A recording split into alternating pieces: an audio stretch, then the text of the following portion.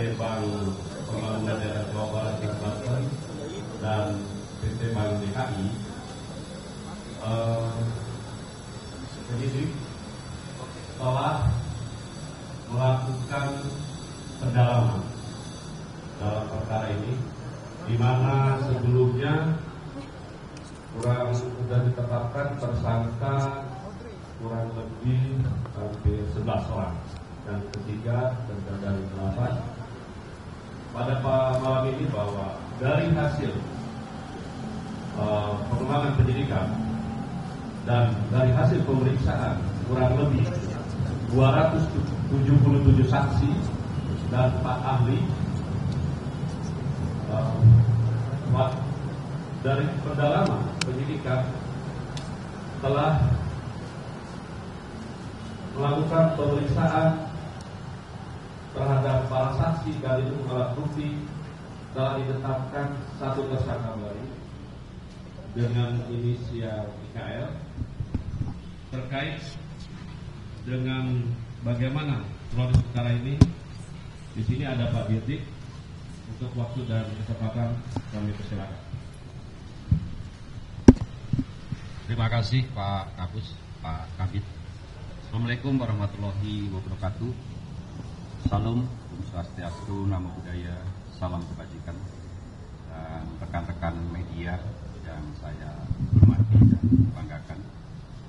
Pada kesempatan ini, berhubungan dengan perkembangan penyidikan perkara dan tindak pidana korupsi dalam pemberian kredit PT Bank Pembangunan Daerah Jawa Barat dan Banten, PT Bank DKI dan Bank Pembangunan Daerah Jawa Tengah kepada PT Sri Rezeki Isman Tbk dan entitas anak usaha, dapat kami sampaikan bahwa berdasarkan hasil pemeriksaan dan alat bukti yang telah diperoleh tim penyidik, yaitu berupa keterangan saksi-saksi, surat, juga ada ahli.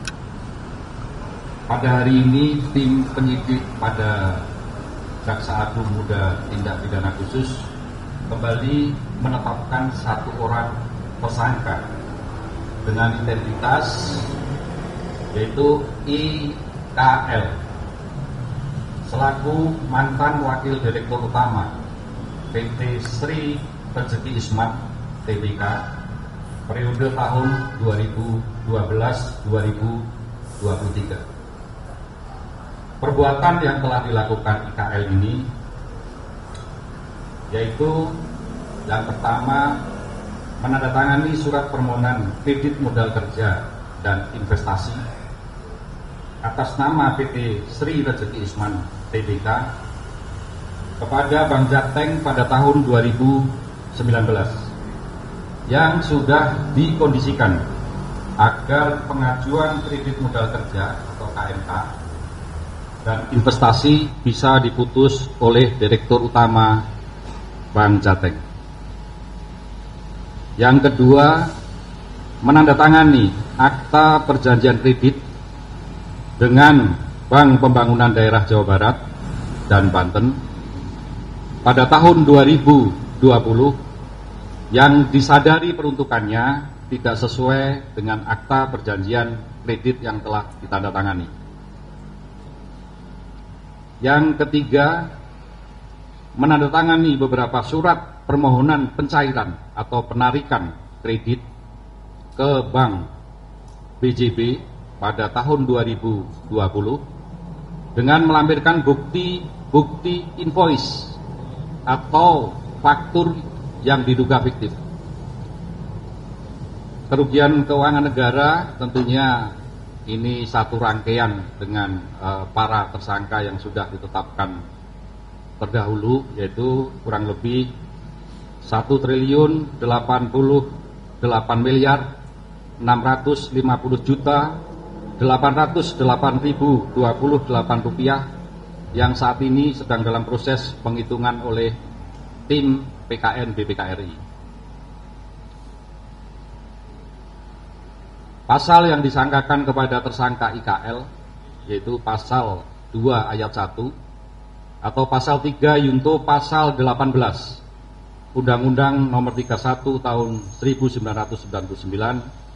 sebagaimana diubah dengan Undang-Undang Nomor 20 Tahun 2001 tentang perubahan atas Undang-Undang RI Nomor 31 Tahun 1999 tentang pemberantasan tindak pidana korupsi Yunto pasal 55 ayat 1 ke 1 KUHP. Dan untuk kepentingan penyidikan tersangka IKL dilakukan penahanan rutan selama 20 hari ke depan sejak hari ini, yaitu tanggal 13 Agustus 2025 di Rutan Salemba, Cabang Kejaksaan Negeri Jakarta Selatan.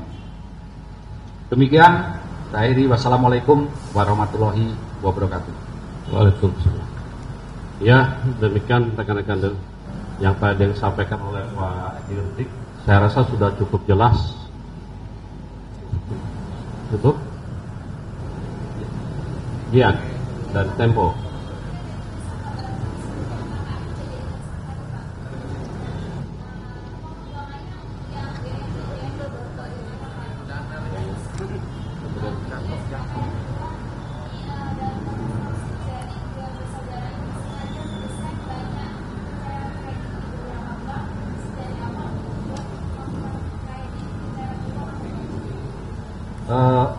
Terima kasih.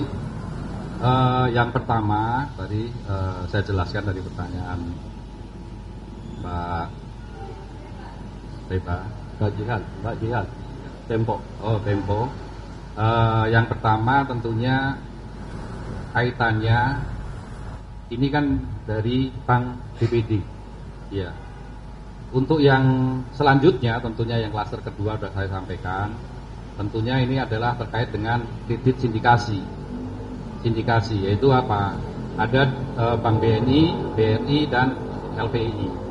Itu saat ini tim penyidik masih melakukan pemeriksaan terhadap saksi-saksi. Terus yang kedua ya terkait dengan adanya kredit di bank-bank swasta. Tadi saya sampaikan juga bahwa salah satu tentunya yang tidak sesuai dengan akta perjanjian kredit yang ditandatangani yang semestinya itu untuk KMK, kredit modal kerja. Ini disalurkan atau dipergunakan tidak sesuai peruntukannya, yaitu untuk melunasi kredit-kredit Sritek yang ada di bank swasta. Seperti itu. Ya. Salah satunya penggunaannya ke sana, betul. Iya. Seperti itu. Silakan. Ada lagi? Sudah cukup ya? Sudahlah. Nah, Dibatasi. Nantilah. Nanti beritanya. Cukup ini dulu ya. cukup.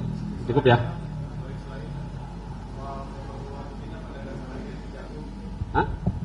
Hah? Izin dari Yusuf Metro TV, penegasan lagi dari Kejagung. Pak Anang, untuk Silver Matukina, apakah benar memiliki ipar di Kejari Jaksel? Kemudian kenapa hingga saat ini belum dilakukan eksekusi? Karena Komjak juga sudah bersuara bahwa akan menjadi presiden buruk untuk Kejagung. Terima kasih. Baik, terima kasih. Dari Metro ya. Baik. Kami sudah cek berdasarkan report dari Kejari Jakarta Selatan, tidak ada hubungan persaudaraan dengan pegawai di Kejari Jakarta Selatan sepanjang ini. Yang kedua terkait yang bersangkutan memang belum dilakukan eksekusi, tetapi yang bersangkutan teripot masih terakhir akan mengadakan PK di PN Jakarta Selatan. Ya.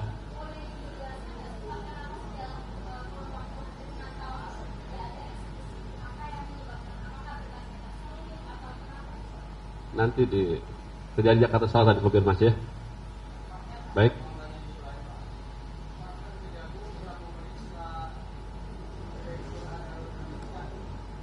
Sudah lah.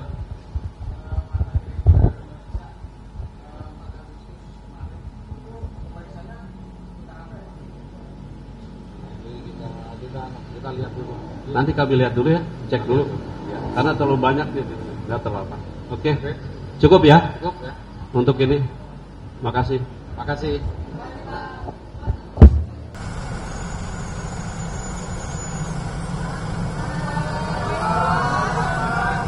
Pak, deket amat ke sono, Pak, ya. Woi, ngomong nih. Apa, Pak? Apa ngomong apa, Pak? Siapa presiden? Siapa? Siapa, Pak? Nama dong. Presidennya siapa, Pak? Ngomong dulu.